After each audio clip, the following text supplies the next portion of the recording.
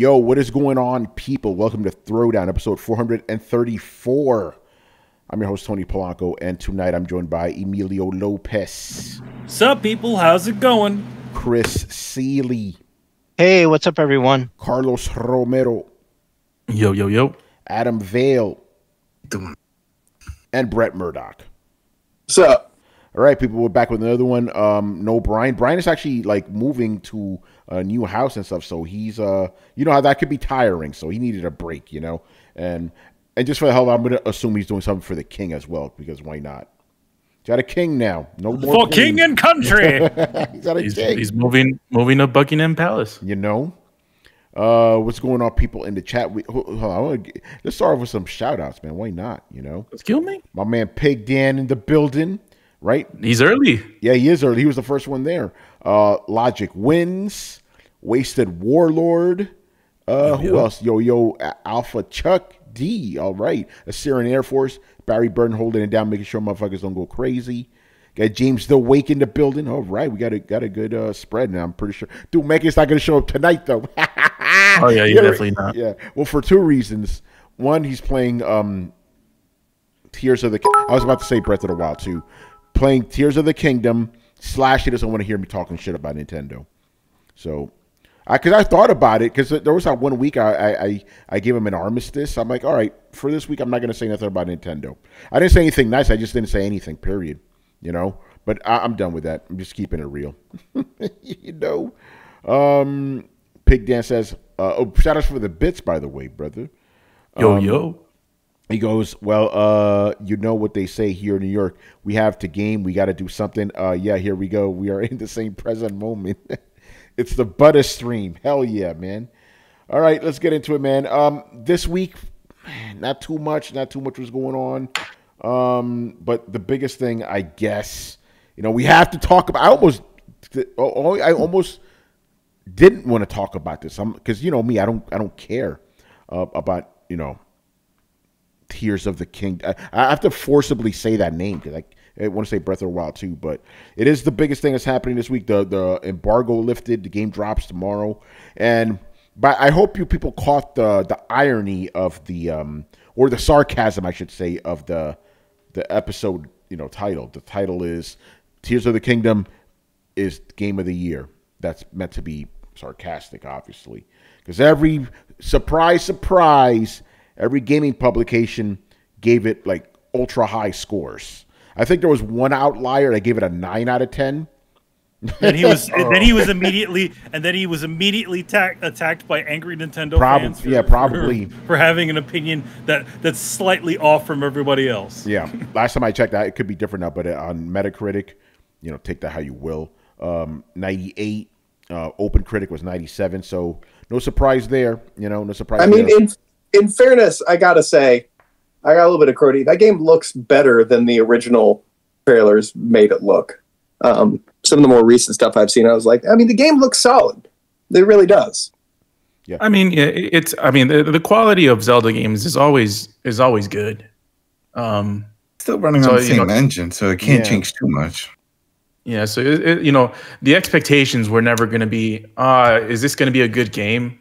Not really, because everyone already expects, you know, that Nintendo seal of quality, quote unquote, for at least the Zelda and Mario games. So, you know, the expectations is always, you know, whether this is going to be a 97 or a 92. Yeah. Okay, I will say this, though, for people to hate on me more, like, it does objectively look better than Horizon 2. And Horizon 2 scored pretty high, so objectively, I think like it should probably score higher than that. How does it objectively look better when it has like shitty? And how graphics? Is it objective when you haven't even played both games? Yeah, I said looks. I guess that's a bit of a misnomer, but yeah, I was about to say like PS5 hardware is way better than Switch hardware, so you can't say it looks better objectively. You know? Oh, I meant like no, like it not the optics of it, but like it looks like a more fleshed out game that I would consider Horizon to be. Horizon it's a fun game, and I will straight up tell y'all it's not for me. But like it is very much a third person shooter, whereas third person shooter Horizon. Are we talking about the you have same a game? fucking bow. What do you call it? I call it a third-person action game. Yeah, it's an action game. Yeah. I felt it was too shootery. Like that's the whole thing that honestly turned me depends off. on how you play it, you know. No, I tried to play with the staff. It's not a viable way to play the game. I made it work. Not full staff. Then you didn't. No, not full staff. Obviously, you got to do both. Yeah, that's what I'm saying. Like you got it. It's designed to be played as a shooter. You can stray off that trail if you want, but like it's designed to be played as a third-person shooter just as much as like fucking Resident Evil 4 is. Come on. I disagree. You use the knife in Resident Evil 4, though. Yeah, of course I do. Who doesn't? So would you not call that a shooter? What? Thing. Yeah, it's not a shooter. You're not shooting any fucking guns, bro. Carl's talking in tongues. I hear bunch of them, and then Yeah, we're getting into semantics now, but anyway, go on. I'm just trying to say, because there was a lot of things I was real concerned about, like reusing land assets and everything like that. Some of the trailers address that. Shrines, the trailers kind of address that too. Like it looks to be a meaty game of equal or greater quality than the original, and like it's tough when you're talking about a game that is so beloved that it damn near sets the high watermark. Because all you can say is like, yeah, it looks like more of the same, which is, more of some of the best stuff. So, like, I think that there is a good reason for people to be this hyped and this excited about the game. It's not for everybody, most definitely, but, I get it. I understand why people are so excited for it. I still don't think I'm going to play it because I'm having a little bit of fatigue after the Breath of the Wild. Like, it was cool for a while, and then it just... around that last 20%, I kind of just wasn't feeling it anymore. So not for me, but I'm trying to reassure the people out there that not everybody on the podcast thinks it's bullshit. Like, it looks like a really cool game. I just don't even know where my Switch is anymore, to be real honest. Yeah, but is it going to bring new people? Yeah, that's the big question. I should make it just clear. It's not everybody. The main guy who's against this game is me. But since I'm the loudest, it seems that everybody's against it. Most people on this podcast are either meh or are actually going to play it. I'm kind of the outlier. I'm doing like fuck this shit. There's only two things about the Breath of the Wild-esque games that I hate. Everything else about the games I love. It's the graphics and the weapon fragility. The sandbox is amazing. The shrines in the first game, I don't know how this is going to work, but the shrines in the first game were awesome. The traversal, everything, but just the weapon fragility and the graphics, and that sort of made it sort of a game that's just a good game instead of the greatest game ever made for me. So that's my stance. So I don't know. Tony's right. He's normally the one that is most vocal about it. Yeah. I know Chris and Brian play the game as well. I think Adam doesn't like the game, but he's not vocal about it. My son likes it, so we bought it just for him. He's hyped to play it, but that's not for me. I tried playing it, and I was like, Yeah. So yeah, I'm the only one with real strong feelings about this game. Well, Brett used to have strong feelings the other way, but then he got bored of it or whatever. And I have strong feelings about the parts that I don't like. Yeah. Assyrian Air Force says, don't be hating on a Wii U game. Yeah, that's true. That's what it is. That's what it is, man. But yeah, who's? I'm assuming most of us on the panel are gonna play this. I know Brian is too. He liked the first one. Yeah, if somebody wants to send me a code, I'll play it. There was. I was so pissed too. By the way, there was a sale on. Was it like Amazon streaming or something like that? I don't know. Someone was streaming, and it was like a joint promotion for Breath of the Wild or for Tears of the Kingdom. And if you caught the game during the live stream, you got it for like $51. Oh wow! I missed the stream by like a couple of minutes. Oh, damn! That's the problem though. Is it's never gonna fucking go on sale. Exactly. Yeah. I said this is the lowest it'll ever go on sale ever. I mean, they do their price drops, but not for like a year after, and it's only for a holiday. They do the Black Friday. It'll load to like $35 or $44, but it'll never hit what a true price of a game that's like 5-6 years. Yeah. So I ended up buying the game. $75. It did hurt me a little bit. No, man. I never paid full price like that. This is disgusting. Yeah. But you know, I don't buy as many games as I used to, so you know, I'll take the bunches. You better. Yeah, it's just frustrating in these instances because you're like, the price increase is for what? What is it for? Like, they're not even making a pretense of giving me anything else. You're just like, it is. That's the way it is, man. Hey, Brett. What was it? Was it Bowser that said, "Oh, it's the quality. It's worth that much"? Yeah, I wish somebody would have. I wish somebody would have raised their hands. Like, so it's not worth 80. It's not worth 90. Yeah, You're saying it's only worth 70? Then this is a half-ass game. I mean, if I go on the metrics of 100, right? You're not really hitting 100. 70%. That's not up there, buddy. If I got a 70 in school, I'm barely passing the class. You're barely passing with this grade and with this. So you're saying, how dare you? How dare you? So you're saying it's astronomically less of a game than Star Citizen. Yeah. That's what you're telling me. Astronomically? Yeah, I caught that. Good stuff. But you know, by the way, I just real quick, I guess the real justification is Breath of the Wild was $60, and that was a Wii U game. Now this is $70 is the price of the Zelda Switch game. Switch exclusive. It's a Switch exclusive. But I bought it for $60 on my Switch.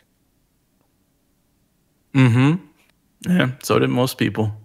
So, yeah, there's just... I don't know why it just upsets me more when they don't even put up the pretense. Like, I don't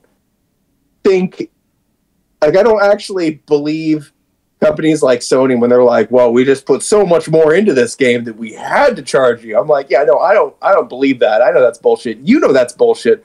You know that I know that that's bullshit. But at least there's that thin veneer of bullshit that we all kind of go like, okay, well, you know, with Nintendo, they're just like, it's $10 more. Why? Because you'll pay it.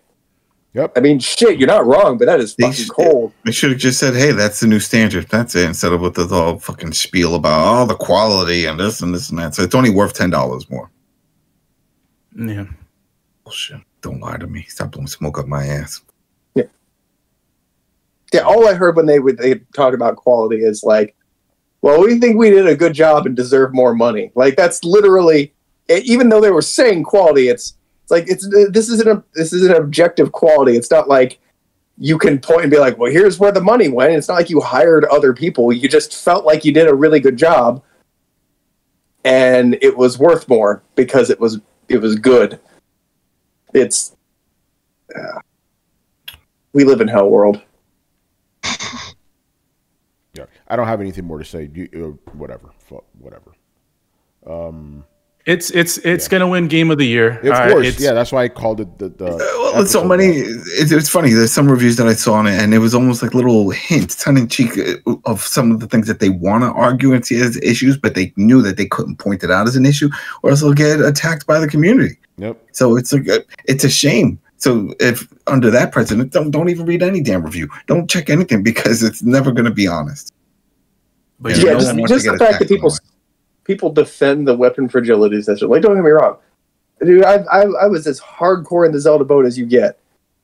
That system was a fucking mistake, right? And the whole like, well, we want to encourage people to use all the weapons. Bitch, that's my choice. I can throw swords around like it's fucking candy at a parade and then not go and pick them back up later. You don't have to break them for me.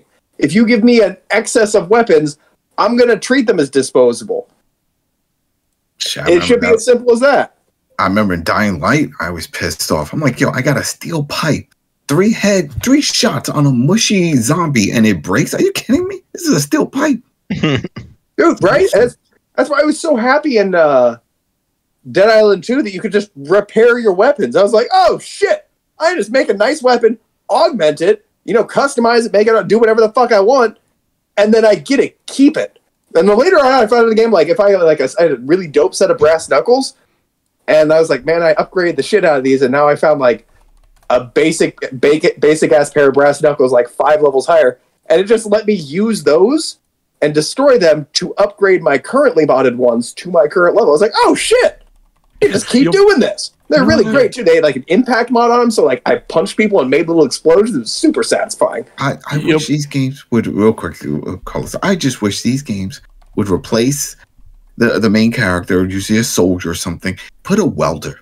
I want to play as a welder because then he can make all kinds of shit and then give me the little mini game of like a welding iron. I'm like, all right, what are you gonna make? I'm gonna make some little fucking sharp like a pitchfork, and then I'm gonna put a little strap on my wrist and do something. That'll be cool. I want to be a welder. I'm hearing a pitch for Dead Rising 4 here. Yo, Brett. What's up? If anyone that knows anything about brass knuckles, we know that it lasts you throughout high school. Cops took my brass knuckles. This bullshit that it lasts a couple of punches is not accurate. Oh yeah, no. These things didn't last like punch. Like I'm gonna go off for a minute just because I really did actually enjoy the customization of this thing. I got something called an impact mod, which made things hit harder than they normally do, and then I got another kind of mod which actually broke bones more. And then I got another one that every time you get a critical hit, it makes a small explosion. And then, like, you take the brass knuckles and you punch a zombie in the face, and, like, if you hit them directly in the face, it's going to be a critical hit, which was a weird but cool thing. Like, it wasn't just a random RNG, it was where you actually hit them. So you just straight up run up on zombies and just start just flurry of blows punching them to the face, and they just stagger as these, like, little anime force explosions went off all around. It was... Oh, God, it was satisfying. As soon as I found those brass knuckles, that was my game. That was my weapon. I was running around with the sledgehammer breaking ankles before that. That was fun. But, oh, my God, the explosion knuckles, just chef's kiss. Oh, so fun. And it was great, too, because, like, when you punch them in the face, you see bits of meat flying off. So, like, you go up on somebody with a whole-ass face, and by the time you're done just beating them around, it's just a bloody skull. It's so satisfying. Yeah. All right. Anything else you guys want to say about Tears of the Kingdom? Yeah, 10 out of 10. We all love 10 it. Greatest game ever. The game that invented video games. It's so powerful. No game will ever surpass this. Exactly. Yeah. Hey, no, this is it. Did you know that Elden Ring was inspired by Tears of the Kingdom? It was, definitely. Of course. Again, this game is so powerful that it actually like rips through space and time and actually alters history. So it inspired everything. You know, weirdly enough, they just proved retrocausality is actually a thing. Yep, it's crazy. Mighty Nerd asked, financials tonight? Yes, sir. Absolutely. So that's a perfect segue. Yeah, Nintendo, was it fiscal year 2023 financials came out? Ooh, yes. Boy, this is going to be very interesting. So, Chris, I'm going to give the floor over to you and regale us what's going on with Nintendo. Let me. Was just trying to share my screen. I don't know. Yeah, you already know, people. You already know what's coming. The charts. It's the best part of Throwdown. I just have the. I didn't have time for charts, but I have the. Yes. Financial data. Thankfully, Nintendo actually makes their things nice and neat, unlike Microsoft. Yeah, is it working? Okay, yes, good. Yes. Yeah, I'm gonna teach stuff. Everybody, shut up. Yep. All right, so very interesting. Like I knew from the quarterlies that we talk about on the show that there would be a dip in that the dip in sales was going to increase. Right, we're seeing that the Switch is kind of exhausting itself. They are not gaining any momentum. They were actually losing momentum despite what they said, and that. Also, I said I was tired of hearing about the semiconductor shortage. I'm like, everybody has the same problem, yet there's not this kind of like deflation in sales, like this inverse effect. So I was like, all right, you could keep saying that because it's not false, right? You can say, well, okay, we're affected by it. Sure, everybody is. All right. But you didn't have any momentum. It's like Tears of the Kingdom took forever. It was like, what else you got this year? And I talked about the last quarterly. It's like Pikmin 4. It's not really a thing. You're going to do another Pokemon. And then the second half of the year, like, oh, we'll have Mario Kart tracks. So it's like, what? That's it? Like, you're not exciting people to the system. So I'm like, this is going to cause an issue. And especially when they got all excited. And I read the last report. I'm like, they are leaning heavy on their visual content and other IPs. So they were talking up the Mario movie in the last report. I mean, there was a whole section devoted to Universal Studios, Super Nintendo World, and the Super Mario Brothers upcoming movie, right? And I was like, look, even though these things will lead, licensing and all that stuff will lead to profits, that's like a long game, right? And you have to bank on. And the movie was pretty good, and it has done very well. But there's other things to account for. There's other payouts to happen. The sales are not directly into Nintendo. Illumination made the movie. You have to pay off all other things to go along with it. So it's not like these direct profits from box office receipts. And with Super Nintendo, the same thing. It goes to Universal. They're maintaining the parks and doing all this stuff. So there's all this sharing of money. And then what you get at the end as a license holder is like a fraction of whatever the receipts are, especially considering that it's only a part of a bigger park, right? So it's like, yeah, people can go and engage with it, but it's like, did they buy a ticket to go to see that? You could say, yeah, sure, but you don't know, right? Because they have to go through the entire park to get to it. Anyway, that's a side point. The thing was, I was like, these game announcements are not great, and Zelda is taking way too long, and that's all you got for 2023. That is not a good look. So that has come to bear fruit, and you can see here the consolidated sales for this fiscal year has dropped 5.5%. And if and what I do, I'll ask myself the question on Sunday, because I need to convert this to American money. I know it's significant, because it's not just that the sales dropped, it's that their profit margin dropped by a much larger number. So while you have net sales dropping, your operating profit dropped by 15%. You had and you had hardware sales really taking a dip. So I think that's on page 10. See, that's the forecast. The forecast's not good either, but let me not get to that yet. So you had a huge dip in hardware sales, right? So you can see the top line hardware, fiscal year 2022, they moved 23.06 million units. You're coming into this year, 17.97 million units, a decrease of 22.1%. That's a huge drop, right? Yeah. And so what accounts for that? Well, according to Nintendo, what accounts for that is they have a decline due to the main thing. What did I say? I was like, you can't use this as an excuse forever. A shortage of semiconductors and other components impacted production until around the end of the summer. All right. Listen, this has affected everyone. Everyone has adjusted sales or whatever, and still managed to even increase sales in a time when semiconductors are rare. You have the automotive industry affected. You have other game consoles affected. You have PCs affected. You have handhelds affected. You have everything affected. But somehow Nintendo's the only one who's seeing a sales shortage because of it. So I'm not buying it. Like, putting that as the first line to me is disingenuous. Yeah, you could say, yes, it's not dishonest, but it's bullshit to put it as the main thing. The main thing here is the sales situation for software remains stable, but unit sales declined 9% year on year, affected to some extent by the decline in hardware sales. Now, that is semi-bullshit. I'll tell you why. Software sales people can always be re-engaged. You have people sitting on systems, right? So this happened with the Wii. You have people who bought maybe Wii Sports and Wii Fit, and the Wii became a doorstop after that. They did not touch the system ever again. Now, you do not need to just push more units out the door to get more engagement. What you need is to have existing people engage with the system, right? You need to sell those Nintendo Switch Online subscriptions, and you need to get people who have lapsed from playing the system to re-engage with it, because they need a title that will give them an excuse to pick up the system and play it. That hasn't happened, right? So that is where the problem is. Now, saying that, we've been affected because we have a decline in hardware, we have a decline in software. That's not, those two things don't correlate, because you have plenty of systems in the market.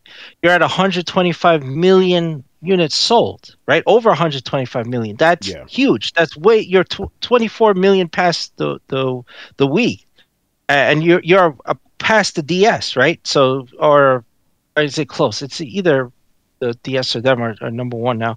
But anyway, it's a huge number. You have, an engagement issue, which you have to resolve by putting out more software. And the reason people buy a Nintendo system is really for first-party titles. It's great and all that, Monster Hunter Rise is on there, whatever. That's not, but most people aren't playing that. The guys who are playing Animal Crossing, I doubt are picking up Monster Hunter Rise. They will, however, maybe pick up another Pokemon game, or they'll pick up a Mario game, or they'll pick up Pikmin 4, maybe. But they're not going to pick up those other hardcore titles. They're not going to pick up Shin Megami Tensei or whatever. So having the third-party titles, that's great. That is not. That is not engaging people. So you can't say, hey, we didn't push enough hardware onto the market, that's why the sales decreased. No, you have plenty of systems in the market. People are becoming disengaged, and you have that issue. Do they think gamers retire, or are they just being disingenuous? No, they're being disingenuous. Yeah, this is Nintendo, bro. They're being, come on now. I was just clarifying, man. Yeah. Yeah, it's not that. Like saying this whole line here, I'm just going to highlight this whole fucking paragraph right here. This whole thing to me is just a huge financial gymnastics statement, right? They manage not to lie, but they manage not to be genuine either. At the same time, these are excuses. And if you say, hey, this smells like bullshit, well, they could say, hey, wait, we do have a shortage, we have production decrease, and hey, we do have a decline in hardware sales, and you could correlate that to software sales, and go, yeah, but that's not why you're having such a sales drop, right? Those are reasons, but those aren't the main reasons, but they put them out and then they move on, right? So I'm just telling you like it is. They have to re-engage people. Like Tears of the Kingdom probably do very well. Will re-engage people. People will actually pick up the Switch again and re-engage and purchase the game, right? And maybe they'll purchase something else ancillary to that.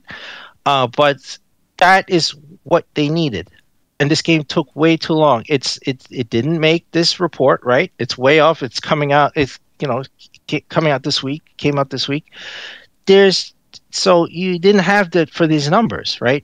So they just have the same old excuses, and it just kind of pisses me off. Like, this is the same thing. You have to be genuine about it. You do not have the titles coming out at a pace that is reasonable to engage your audience, to make them pick up more software. You just don't have it. So this is where the problem lies. It's not because you're not pushing more systems out the door. More systems out the door was the Wii's problem.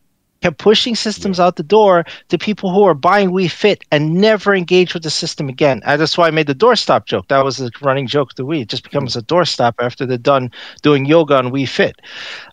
This is in a similar situation, and that kind of thinking is bad. Like, I thought that kind of thinking was done with the company with the new blood, but it's still there because they're putting it in the report.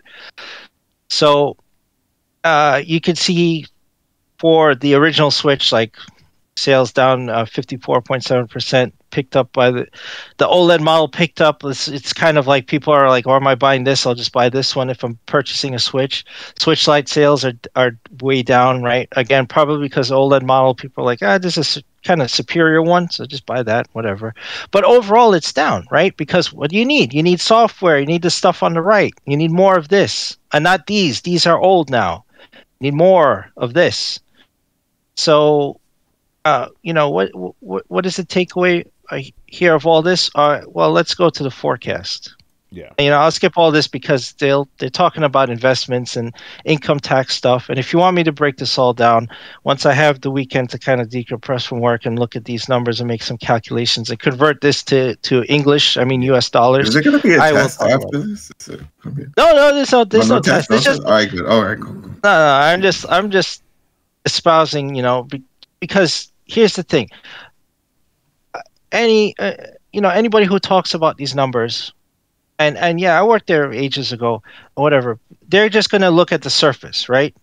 And they're going to take Nintendo at their word. Oh, semiconductor. They're just going to repeat what this thing says, right? They're not going to look any farther into it. But it should make you scratch your head. Like, really? You've said this for the past, 3 years. We got past Rona and all this stuff. You're still saying this. everybody has this excuse, but nobody's putting it in their report like, oh, this is the main reason we're having issues. No, it's not really, not anymore. The main reason you're having issues is because you're not putting out software at a pace that is engaging your audience. And that's the main problem. So they're in their outlook. And wait, I gotta pull up the freaking chart first. You gotta see this for 2024, their fiscal year. This is reminding me of something that we've always said. It's like numbers don't lie, but numbers can be used to lie. Yeah, absolutely. And here's the consolidated forecast. They are predicting that they will drop another 9.5%, and this is just optimistic. It could be worse than this. Yeah. If they do not have, and I'll just say this now, if they do not have a hardware announcement by holiday, or if they do not have a big holiday title, this number will be worse than this prediction. This is just basically calculating now based on what they have, and what they have is like they're touting, like I said, Pikmin 4, Wave 5 and 6 of Mario Kart 8. I'm like, what? That's it?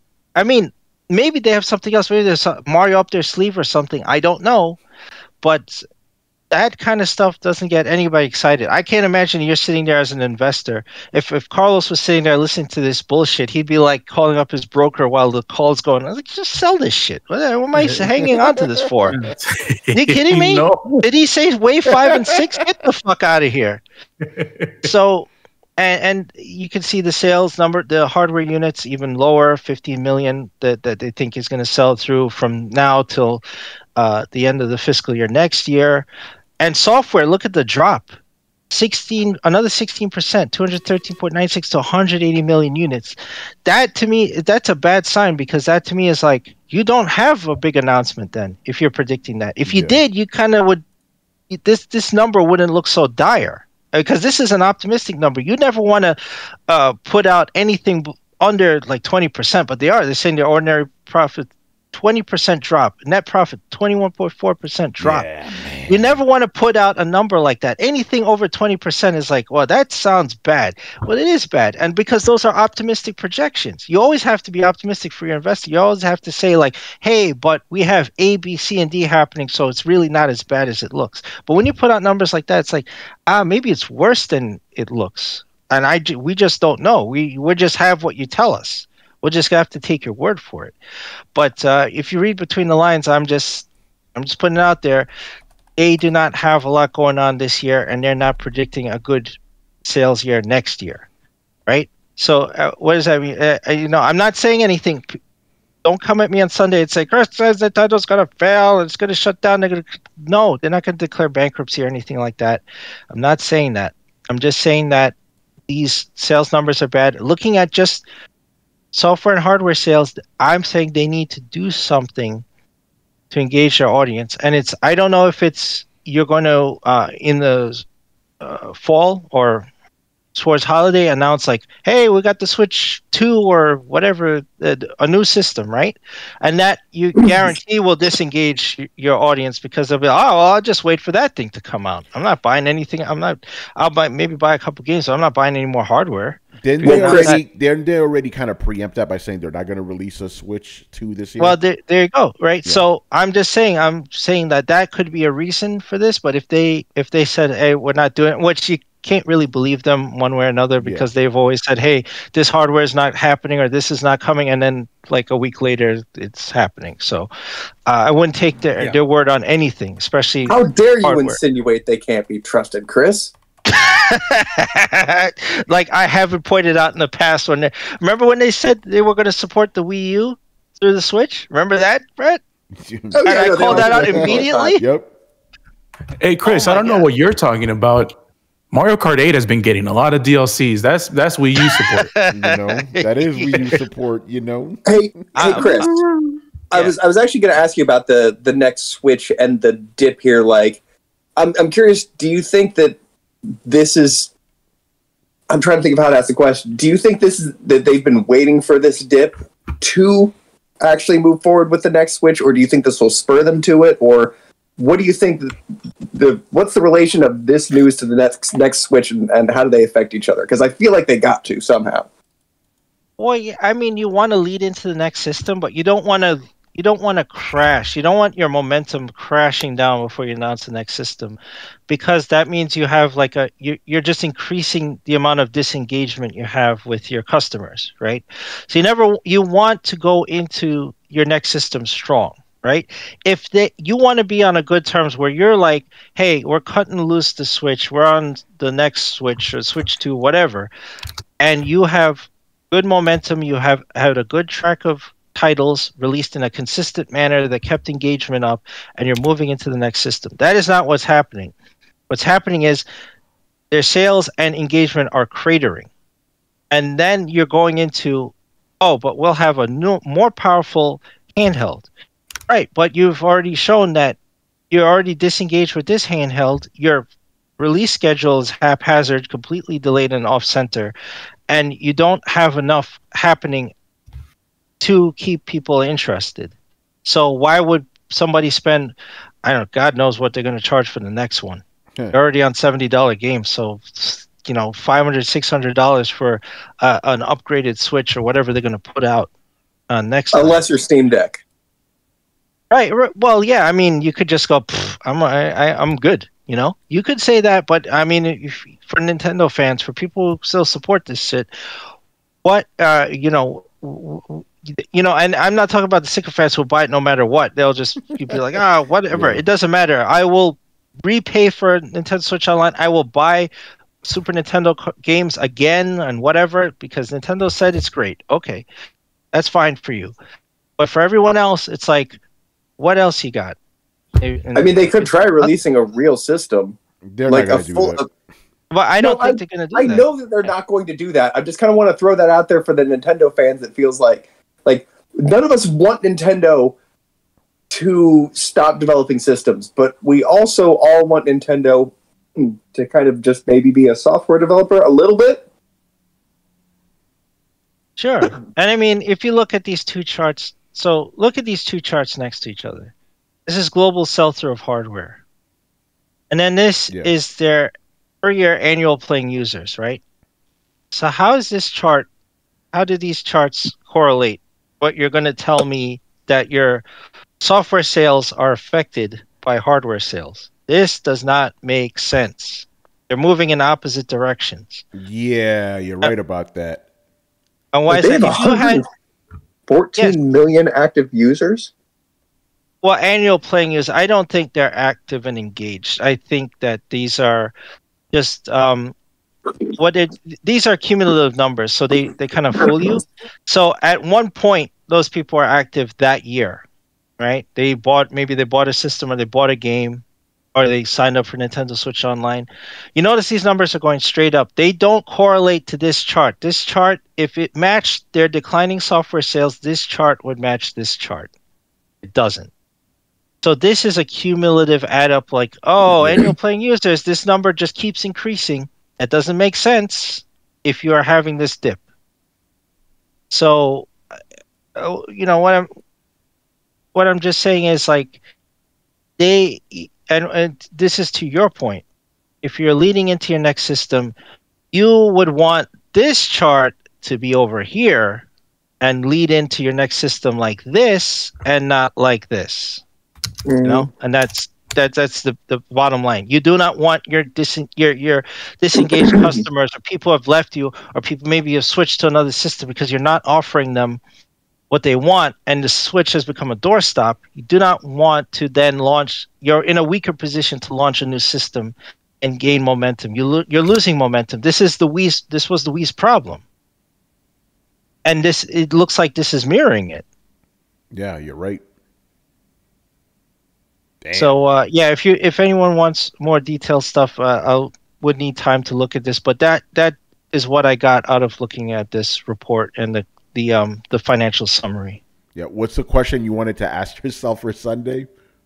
Oh no, I just wanted to translate this into American money. Okay, yeah, because I'm like, I need to see this in dollars to kind of make more sense of it. But what I said about the statement, right? That stands. That this is what they said here Bullshit. this is financial gymnastics. Yeah. This is just like dancing around a bigger problem. You know, again, I complain about this, and you know, it's like, yeah, this is true. It's not the main reason, but you put it as the first thing. The first thing out of here declined 22.1%. Oh, shortage of semiconductors. You know, we're having a hard time getting parts. That's not the main reason. I'm just sick of hearing this. Chris, if I'm hearing you right, and I'm just kind of, I don't want to say padding. I'm just curious and want to kind of bring up the topic. So we all kind of see the issue that Nintendo is going around here, in that less engagement, less hardware sales, low power hardware that's kind of being left behind by the current gen. And they've kind of dug themselves into a hole, if I'm understanding you correctly, where like now is not a good time to transfer over to a new system, but the hardware is already aged beyond the point where you can get much more longevity out of it. And even if you do, you would just be trying to ingratiate people onto a sinking ship, essentially. So, like, what is the play here? I mean, I know Nintendo probably won't do the play that they should do, so I guess the question should be, what is the smart play here? And also, what is Nintendo going to do? Well, the smart play here is you have to not let the system languish before you lead into a new system. You cannot exit with no titles in the foreseeable future to get people engaged. If they think you've abandoned them, right, people abandon you, right? And where do they go? And Adam has the answer. You have the answer. They'll go to Steam Deck. They'll go somewhere else where they can get whatever they need, and for a reasonable price. You pay for the hardware, but look at all the Steam sales. Look at the Humble Bundles. Look at the great deals you can get on software. You don't need to be paying all this money, and you get a superior hardware. So once somebody jumps off like that and can have what they need in a handheld, and it may not be the Steam Deck. I enjoy it. We all enjoy it. It may be like the Asus that Tony talked about, or whatever. It could be something else. They will go elsewhere, right? And you'll only have your hardcore fans sticking around. Everyone else will abandon, and then this will dip again. This will be a Wii to Wii U transition all over again. Well, I had this conversation with my son the other day, because he's playing Marvel Guardians of the Galaxy on the Steam Deck, and he likes it. And he's like, "Can I play this on the Switch?" I'm like, "No." He's like, "Why?" Well, it just can't really, get this to work. And he was like, "Is that why Spider-Man isn't on there?" I was like, "Well, there's other reasons, but even if it was able to, it wouldn't be able to support it. It's just the hardware. It's just not the." So then, what's the point of the Switch? Like, what is it? I said, "Well, it's just playing with Zelda and Nintendo and Mario." Yeah, it's to play first-party games. That's right? it. It's to play Nintendo experiences, and so you have to give people those experiences, or they'll abandon you. Because really, if you have no experiences, what's the point of having the hardware? So back to Brett's question, I think the smart play has passed. Right? I think this has gone off the cliff, and you needed to hop off this car that was going off the cliff and move on to the other car that's going to sail and continue going on the road. I think they have now or the plane or whatever. I'm making a bad analogy here. It's like how Mario leaps off Yoshi and leaves him to his death. Right. Yeah. Well, yeah, you're already off the cliff. You have to hope that you make that jump. So, but the thing is, you should have switched Yoshis before you jumped off the cliff.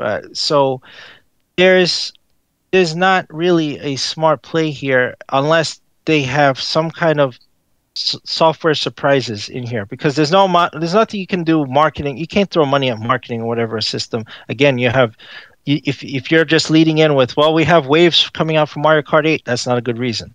So you can't put marketing money behind this to kind of shore it up. You might get a momentary spike and then it will fall off again. You need software. And they need something strong, or a few strong things to go out on the system and lead into a new one. That would be the smart play. I don't think they have it. I think they're just going to go, screw this. We need to move on to the next system, and we will make Mario an exclusive on the new system. That's what I think is going to happen. Yeah. Damn. All right. Yeah, we'll see. I'm curious to see what they're going to have during the fall. They don't have anything beyond this game, do they? Oh, I mean the Pikmin 4. That's the one of the announced titles. I mean, okay, here you go. Pikmin 4, July 21st. Here we go. Yeah, Pikmin 4 is gonna save the Wii, the Switch. Okay. And then Scarlet and Violet DLC. This is the 4 things I know. Wow. And then Wave 5 and 6 for Mario Kart 8 Deluxe. That's it. Bad. But the Nintendo fans are going to eat it up, so it's going to work. I'm actually curious. We saw some numbers in here. What was it, like 118 million? Like let's call that the top end of the user base here, right? Yeah, like I'm wondering if we can use these numbers to kind of figure out, like, if Nintendo, just theoretically, if Nintendo would be better served by, like, say, releasing a PlayStation game. Like, I'm not saying, calm down, Nintendo fans. I'm not saying they should, but, like, I'm genuinely curious because we've talked about how Nintendo is kind of playing this weird game where they have these exclusive things, and that's great, but they built this island that's almost kind of too small. And I'm actually curious if they could make more money releasing as a software company to a wider audience if they had a similar kind of pickup rate. Does that make sense? Yeah, if they threw some of their older games on other platforms or the PC, they'd be killing. Yeah, but the thing is, Nintendo, they have to control everything. They're not going to do it. I know they sure as fuck wouldn't put anything on no Sony hardware. They still hate them. You know? No, but I'm curious if we could use these numbers to figure out how much money or how much more money they would make if they did. Yeah. Oh, by the way, Brett, to answer your question, I think Nintendo would make a fucking killing if they did that. But Nintendo isn't a company that does anything that makes sense. Well, like, we know, like, what the user base for, say, PlayStation is? Because it's got to be more than 114 million, right? I'll probably look it up. I think it's actually about that. It's not that far off. Really? Yeah. Okay, like that's kind of what I'm trying to figure out here. Like, I'm because these numbers seem much higher than I thought they were going to be. I was like, if these are fucking true, I'm like, granted. Yeah, PlayStation has an average of 106.6 million monthly active users as of 2021. Yeah. Okay. So Nintendo is really pulling in the number. I mean, again, like, let's take this with a pretty high grain of salt. Like, even if it's just like 20%, 30% lower, those are still really good numbers. Yeah. Like, well ahead of where the Xbox is. Well, obviously. Like, again, Nintendo fans are dedicated. I'll give them that. Yeah, I'm just saying, like, man, like, he's not kidding. When they are in third, they are in fucking third. Mm-hmm. Like, goddamn. Yeah, right. I didn't know that many people were still active with their Switches, man. That's kids. Well, you mean this number? Yeah, even if it's wrong. Well, here's the thing: if you had this kind of engagement, which is I think is impossible, you're talking about having almost 90% engagement. If you had 90% engagement, there is no way you would have a dip in software sales like you're having. Yeah. It's not possible. This is way high. You have 125 million units in the market, and you have 114 million active playing users. Yeah, that doesn't sound right. And you're telling me your software sales are dropping like 28%? That doesn't make any sense. Yeah, those numbers don't add up. I'm telling you, this is cumulative off of several factors. It's probably Nintendo Switch Online. They're looking at initial system setup, people making eShop accounts and whatnot. And then, they're not counting disengagements. It's just like, as soon as you turn on the Switch or whatever, it's boop, he's active. Yeah. Yeah, Carlos, you're a numbers guy too. Yeah. Like, right? Does this sound right to you? This level of engagement is just ridiculous. It's just saying, what is this, Chris? The total number sales is like over 120 some million. Engagement is 114. Yeah, something like that. That's ridiculous engagement. That's engagement that looks like inflated numbers to me. Like, just looking at those. I mean, you're at 91% engagement. Who has that? Who would ever have that? Like, wouldn't I you mean, have like a higher than 9% failure rate at this point?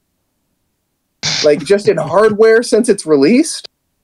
Oh yeah, you would have Joy-Cons like piling up the wazoo for service. It's a question, Chris. I mean, when they release these financials, right? Do they ever have like a meeting where they can actually get questions or shareholders? Oh yeah, anyone no, there, no. like, raise their hands, This how does definitely add had up? a call, but this had a call in Japan, right? Okay, yeah. So I mean, Nihongo. unless a Japanese investor went, hey, yeah, and asked them like, hey, I want to break down these numbers. When you mean annual playing users, what does this mean? Right?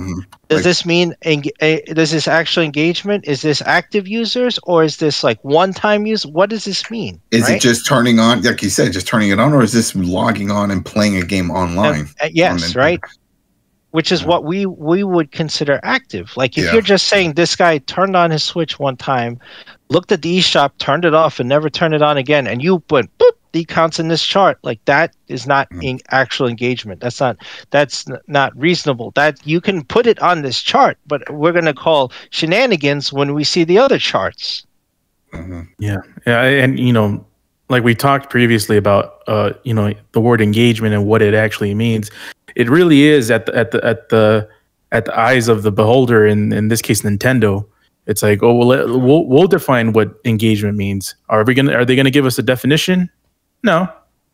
So you know, it's like Chris mentioned, they turn on their Wii once per year, and that's engagement. They log into their Nintendo account online. That's engagement. That counts as one engagement. So it's like it's hard to see like what constitutes that, and obviously.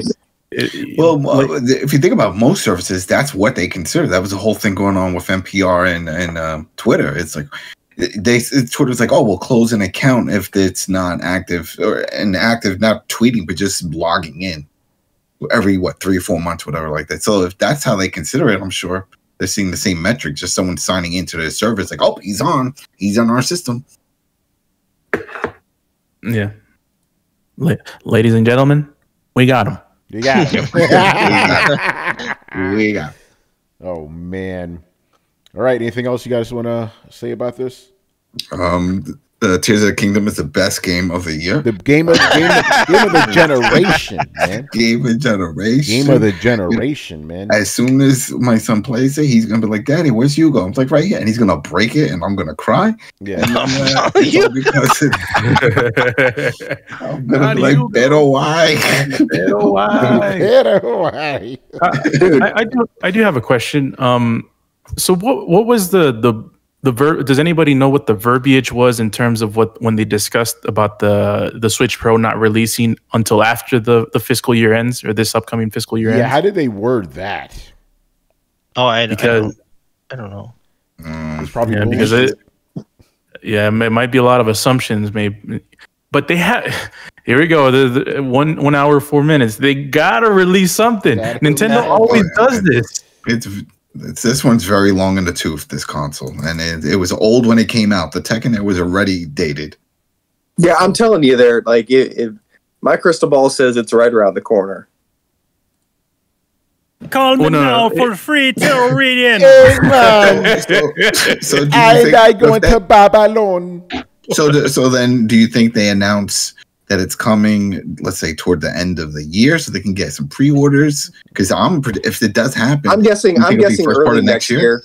Early next year. There's kind of a reason why I asked Chris that. Like, I view this as I completely agree with his assessment of the situation. They have passed the time where they needed to spring into action on this, and the best thing that they can do is move forward as quickly as possible while they still have the goodwill, because it's just going to decline. Like, they do have to have some things, but at this point, knowing Nintendo, it's everything we have in development needs to be switched over to the new thing.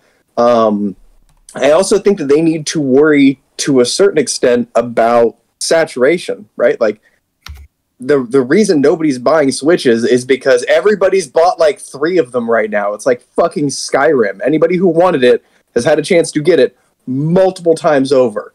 And Nintendo does this, where they kind of wear out the goodwill by re-releasing systems over and over and over again. until they're finally forced into the next one. And I think that they're, if they're looking at this information and trying to spin it for the best possible angle, that means they know how bad it is. And somebody somewhere is shitting their pants, being like, how do we recover from this? Well, you're not going to sell any more Switches. You're just not. It's not a thing. It has an albatross around its neck. You're not fixing it.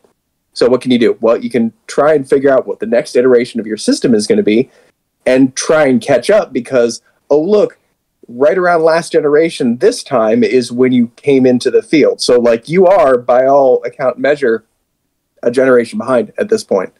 Even when you account for the 2-year, because the Switch came out like 2 years into the last generation's life cycle, didn't it? I'm not mistaken in that, am I? Could you repeat that again, Brett? Please repeat that again. The Switch came out about 2 years into last generation's life cycle. No. They came out 4 years. 4 years, yeah. Was it okay? Okay, so I guess we still have a little wiggle room before that fully laps up. But like, the goal here shouldn't be to come out halfway through a life cycle. They should be trying to adjust their timing to at least be somewhat in line with. I know that they're not competitors, but even if you're not competing, you're still sharing some of the same software. And if you have a limitation that nobody else has, that's a deficit. There's no positive way to spin that. You can say you're doing your own thing, but you're not just doing your own thing. There is some crossover there, and you need to be paying attention to it. So, yeah, I would say, I mean, they'd be smart to just kind of lay low, get everything together, start it to move deck chairs on this Titanic so that they can figure out what their specs are going to be and shift their upcoming titles to maybe be a little bit more in line with those specs. Announce early next year and try and aim for a holiday release next year. And they could still kill it. They could still just make money hand over fist.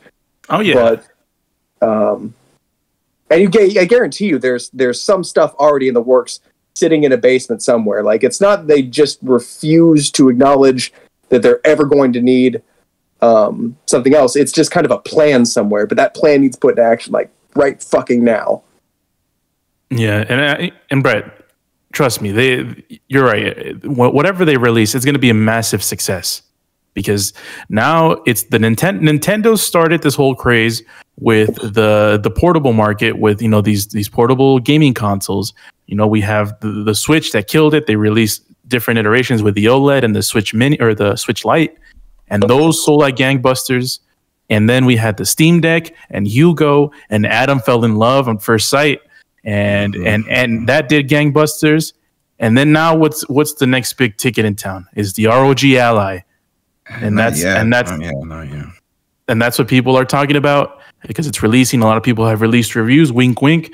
And the next step is for the console maker who sort of started this revolution, quote unquote, to come back to the table and put their foot back into the. Well, we got the PlayStation. Got the PlayStation one coming. That's true. Yeah, that's going to be the streaming one, though. Yeah. Well, still, they're going to say it's a handheld, and people are going to want to buy it. I'm like, oh, it's a PlayStation device, handheld. I'm done. Yeah. So. All right. Anything else about this? Because you guys are talking about handhelds, and that's a good segue to the next segment. All right, it was definitely intentional. Yeah, thanks, Chris. That was awesome. Let's talk about the Asus ROG Ally, man. It has been officially announced, right? Coming out June 13th, I believe. The SKU with the Z1 Extreme chip. There's also one with just a regular Z1 coming out sometime later this year. That's going to be $600. The one that we're getting now is $699, which is $50 more than the highest end Steam Deck. And yeah, I've been playing with this thing for about a week, and the guys in Throwdown, the panel here, I've been telling my thoughts, and man, I really wanted this thing to be great, and here's the thing, and I said this in my review, right? On its own, it is a good system, right? Windows 11, you get to play all your PC games. On its own, it's a good system. But the Steam Deck exists. And you got to compare it to that. And right now, Steam Deck is doing right. Here's the thing. Steam Deck, yes, the specs are not as good as the ROG Ally, right? But it has two things over it, right? Dedicated UI for games, right? Like I know, the Asus has the Armory crate, but the thing is, as soon as you click on a game, you go right into that game's launcher, right? Instead of like the Steam Deck where everything's just in one unified place, right? And then the thing I was most worried about, game optimization, right? When we got our test numbers back, I was surprised. I'm like, are you fucking kidding me? Really? Like every game we tested was like barely hitting 30 frames a second, with PC Mark 10 we were using, right? I'm like, what the hell is this? And then I, doing my own tests, I'm like, this is not what I expect, because man, they were boasting that this is twice as powerful as the Steam Deck. On paper, it is. It's two generations above, right? The Steam Deck used a Zen 2 chip. This one has a Zen 4 chip. We're like, okay, on number, this should just be better, right? But the thing is, and I said this in my review as well, just because the game's compatible with Windows 11 doesn't mean it's going to run well, and this is a brand new chip. Yeah, which matters more, power optimization. Yeah, exactly. And by the way, and Carlos, there's something where I'm going with this right now. Who said, oh, just flip a switch, it's fine. All you got to do is flip a switch. No, there's more than that. Yeah. But and everybody that was surprised should know this, because when the Steam Deck came out, what's the first thing a lot of people did? They started loading Windows. Yeah. Right? They were trying to load Windows, and they were seeing it. They were like, wow, this isn't the best experience, loading Windows on something like this. And that's the same thing. This is even better hardware, but the UI isn't there. And the OS isn't built. And that's why when I watched that presentation, and then Microsoft, oh, yeah, we're helping with it. It's like, you're half-assing this shit. If you really give the shit, make a custom build OS for it.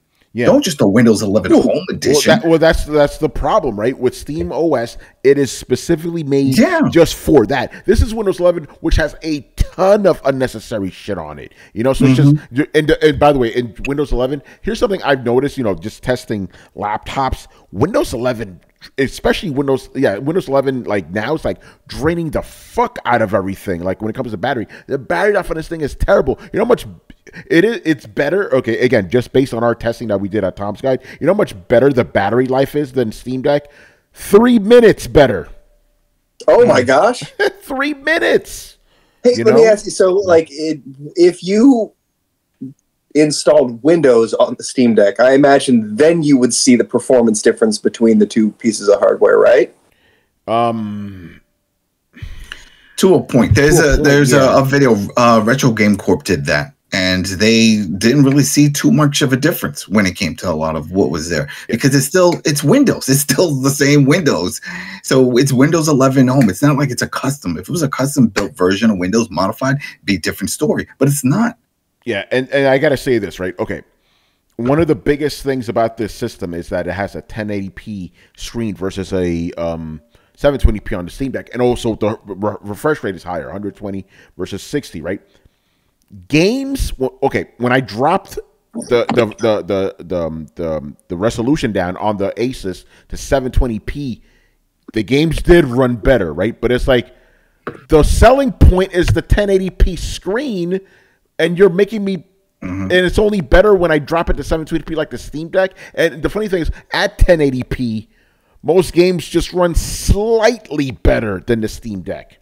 So, Tony, since you're playing with it, what I saw another issue, and then since you were playing with it, you would know, when error messages and stuff would appear, or you had to menu and navigate, you had to like tap the screen. You had to press the little X's or whatever, just like any other window things.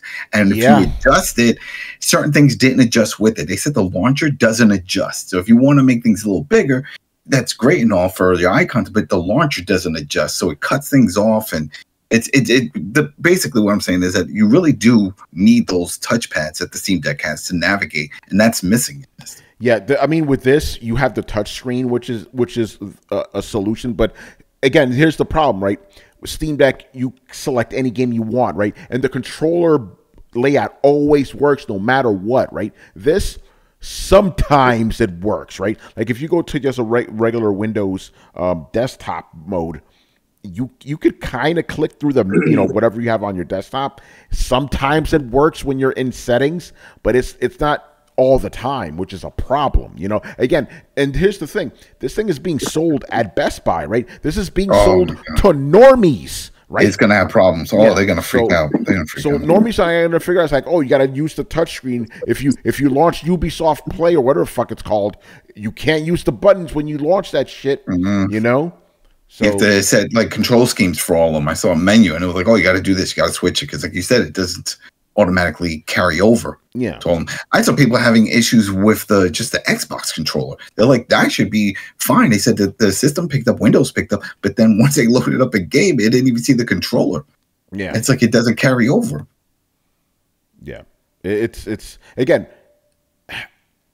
I really wanted this thing to be better, man, but there's something to be said about having a dedicated UI or OS for a system, you know? You can't just, here's Windows 11, have fun, you know? It's like, it doesn't work that way, man. Performance doesn't lie, man. Like, it doesn't matter how you get there. Yeah, exactly. Like, I read an article about how, and I'm not... Hold on, Brett, I'm sorry. You know what, finish it, because I got a perfect analogy for this, but go ahead. Go.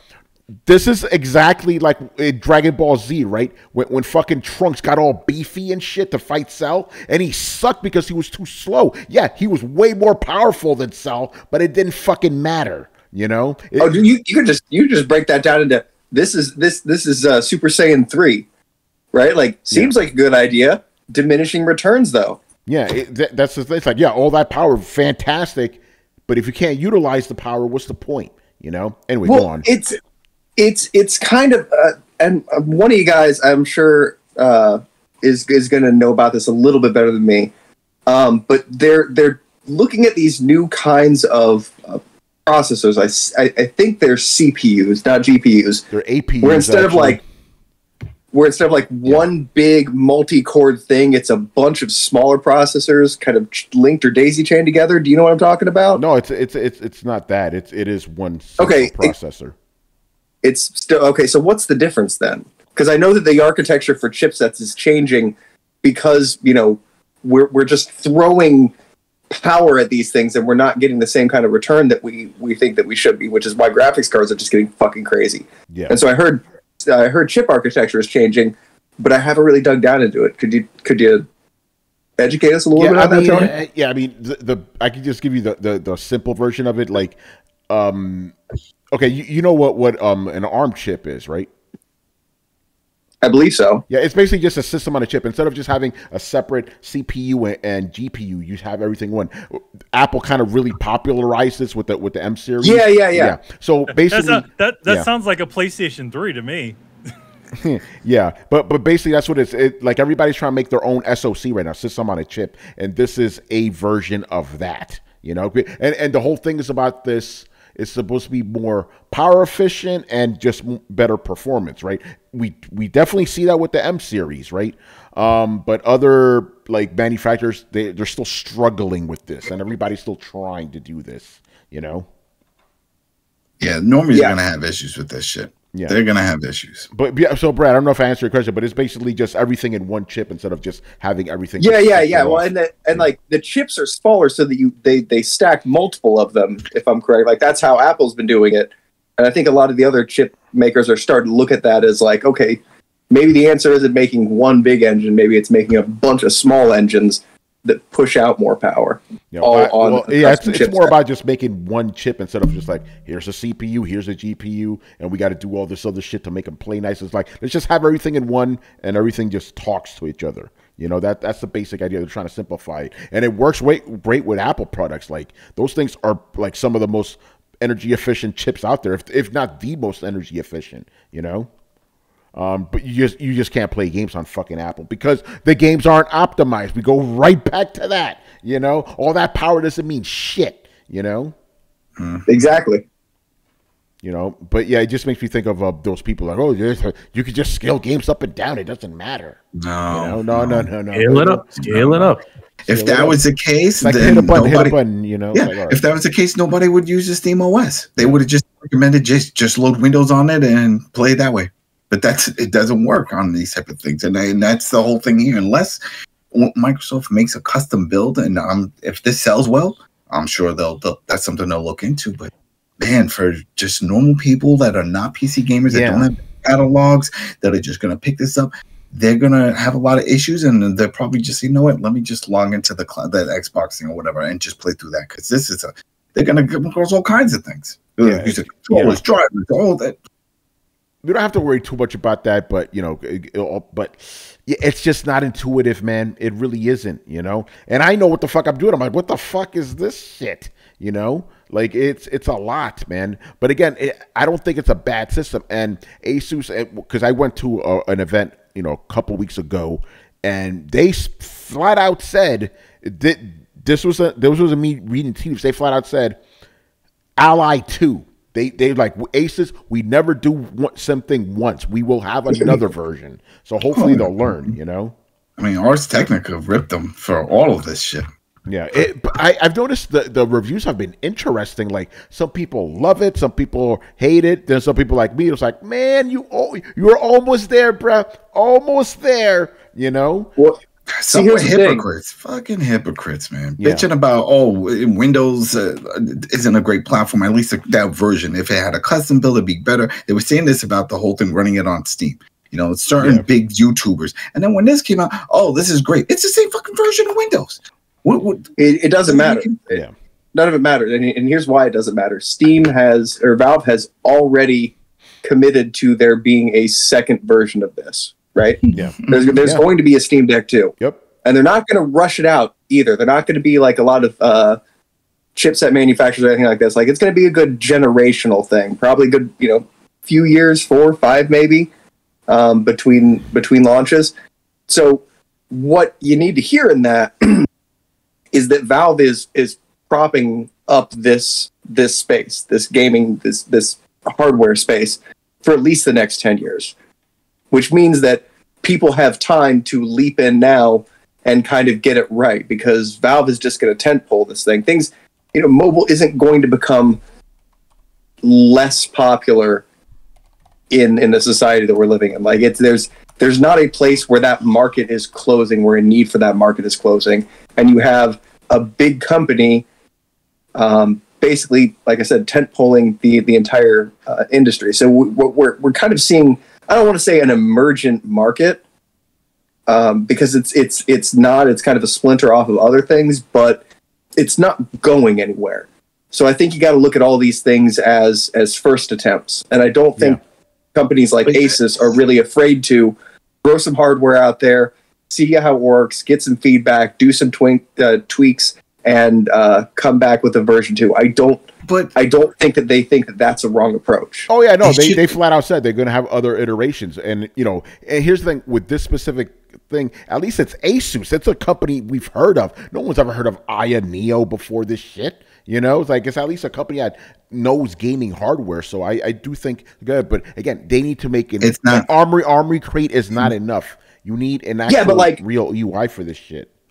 For a company like Asus, though, what's worse? Not jumping on the bandwagon or jumping out there a little half-baked? Like, I'd argue for them, it would be worse not to meet the hardware demand as opposed to... The issue with it being a little half-baked, it would be fine if that was just somewhere where you can go on their website or somewhere online, but it's in retail stores. You got regular people that are not really into any of this are going to see this and be like, oh, wow, this is going to be an amazing experience. And if they start coming across all these type of issues, not understanding, if they're just used to how a console experience is, where you just boot it up, you're in interface, you buy some games, but they start seeing things, different launchers. We know term launchers. They're not going to understand that. They're like, I just want to stay in that main window. How come I can't stay there? This shit's busted. It's going to be a lot of different moving parts. And they have to be educated on that this is how this system works. This is how this experience works on a PC, with all the different launches of running. And I agree with that, but the way that I see it is like, these things, their very existence is a symptom of the success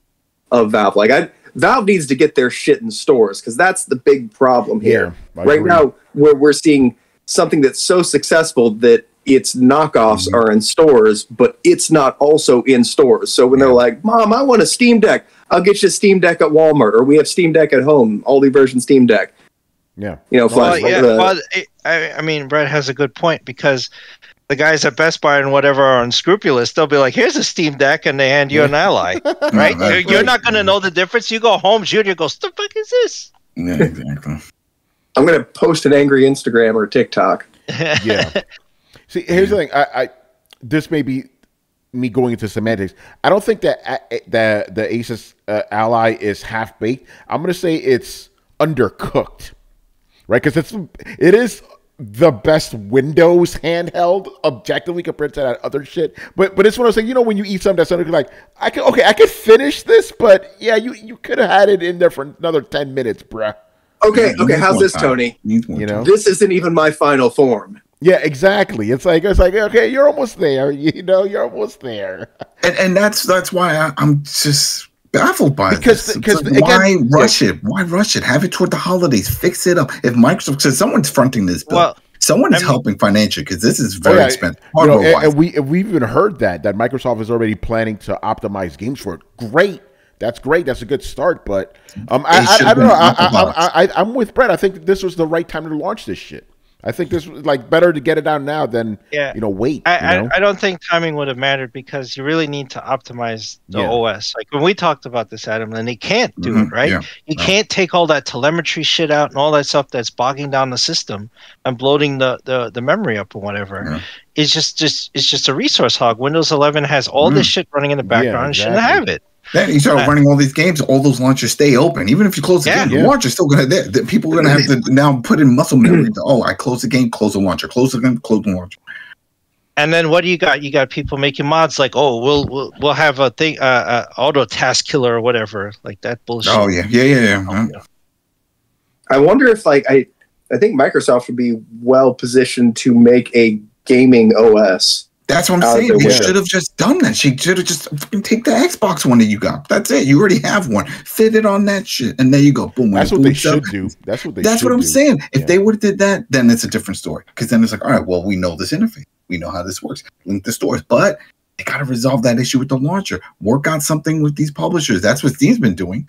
Working things out. I mean, you could force it all to go through Game Pass. You could make a hybrid.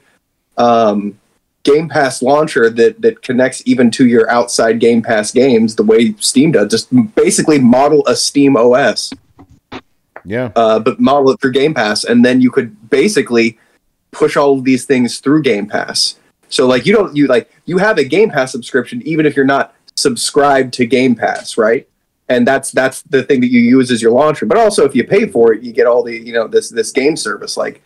I think that would be a great opportunity for them to kind of channel everything, and it'd be good for users too, right? Like the more the less barriers you put between me and my games, the better. So if I don't have to have a separated Game Pass from my Windows games, I'm perfectly okay with that. Actually, I know some people are going to have an issue like I don't want to sign a Game Pass if I'm not subscribed to Game Pass. They're just going to try and sell me shit. Well, yeah, that's their companies. That's what they do. Companies sell you shit. They sell you software. Huh? Yeah, I never have a problem with them making it easier for me to get to the things I want.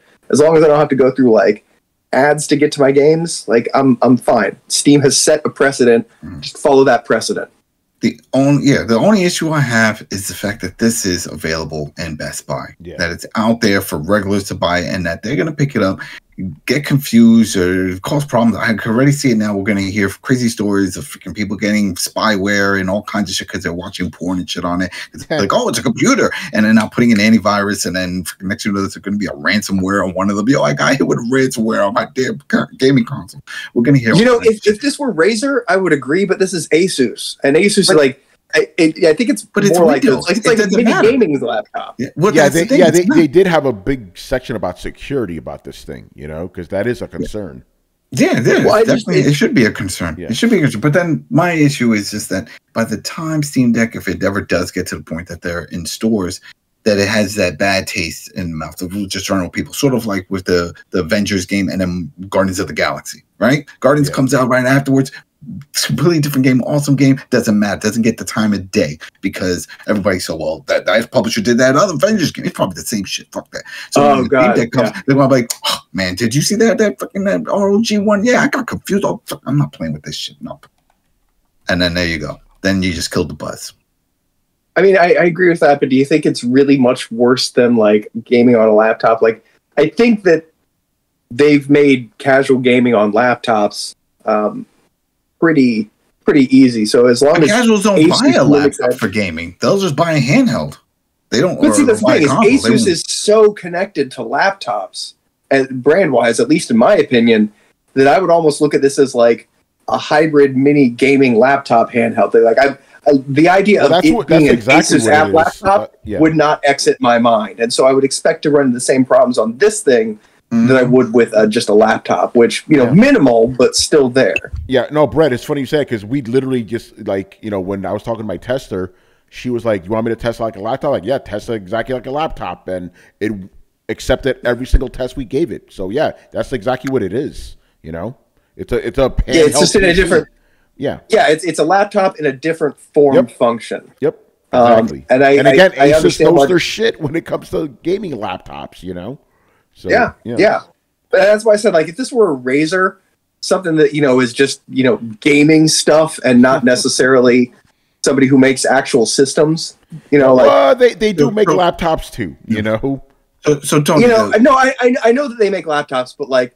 Razer is more of an all-around gaming company, whereas like Alienware is more of like a PC company, and Asus is a laptop company. Like those are the established brands, unless that has changed. Yeah. Well, I mean, Asus is known for their monitor. Like I've been using these two Asus monitors for years.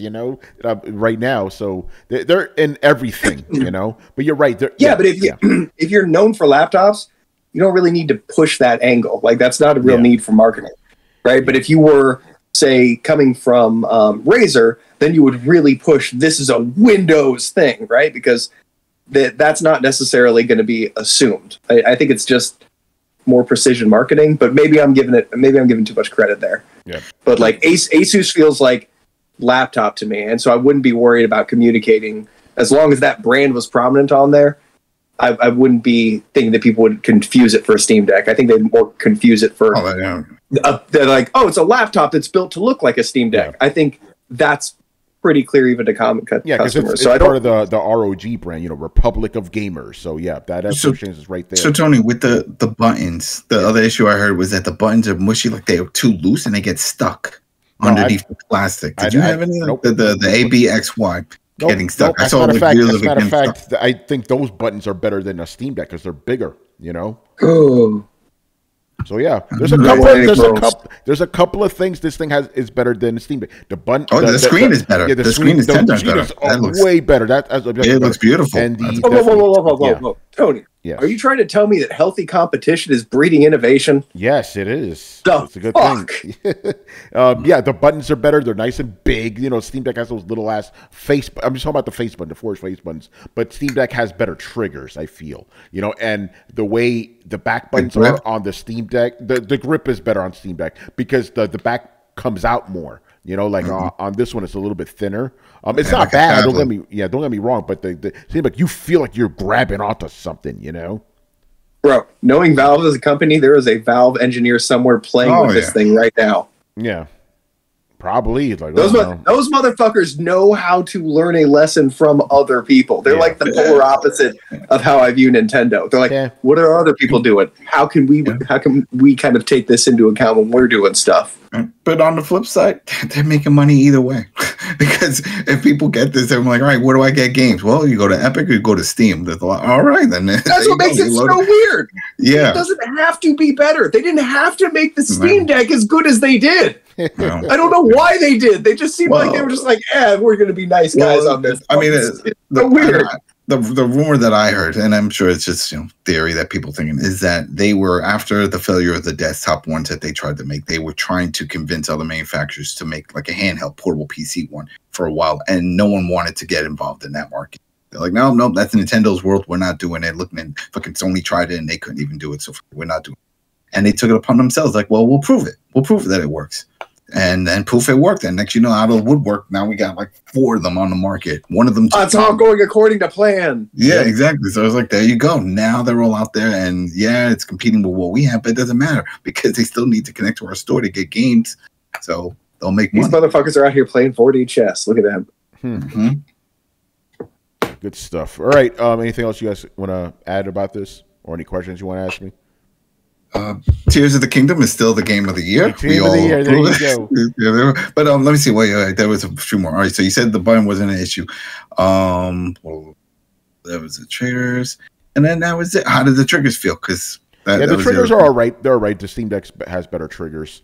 I do like that the triggers have like these kind of grilled like texturing on them, which makes them good to touch. The heat is pretty hot, but the thing is, it's all coming out from the top air vent, so it's okay. But the thing is, obviously, if you go to turn the shit off, you're like, fuck, this is hot. But it just feels a little warm. It's not too bad. All the vents are not where your fingers are. The feel is good. It's lighter than the Steam Deck. It does feel a little plasticky. And also it's white. I don't really like white electronics. We had to do a photo shoot. I had to scrub that shit down because I got it dirty. Yeah. Can you play it offline? I haven't tried. I never because that was the thing with the Steam OS, that it had the ability to play it offline, because usually everything has to be online because it has to check for licenses. Yeah, I didn't test that, so I can't answer. Okay. Yeah. Is it true that it was inspired by Tears of the Kingdom? Yes. Yeah. Is it okay? That makes perfect Everything sense. was this podcast. The color palette. The color palette makes sense. Yeah. Exactly. All right, man. I think that's it for us. A good show. Just only 3 topics, but we milked the fuck out of them. Throwdown, man. One little note. Anything else you want to throw in there? Well, we got Microsoft. on Monday. We'll find out with the EU, and we're coming out there is that the EU is leaning to approve.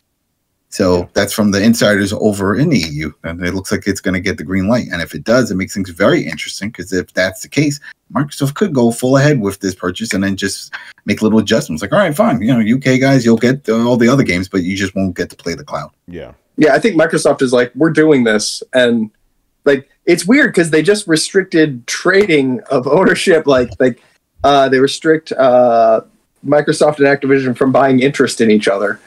Like, okay, you guys are. It's weird. It's so putting in more rules, but like honestly, I'm telling you, it's going to happen. It's just going to happen. That's how it is. It's gonna happen. Because as you said, like they could just go around and be like, well, sure, you guys can just miss out content. Mm-hmm. Have fun getting all those angry letters. Yeah, exactly. And then they talked to EA. One of the execs of EA was talking. They were interviewed about this whole process, and he was like, "Well, he thinks this is going to be the new norm. We're going to see a lot of gobbling, but we've seen this in the past too. It's nothing new. We've seen no, but EA even straight up said it doesn't bother us. We'll still be the biggest publisher. Mm-hmm. Like, oh shit. Okay, I don't care. They got FIFA. They got soccer.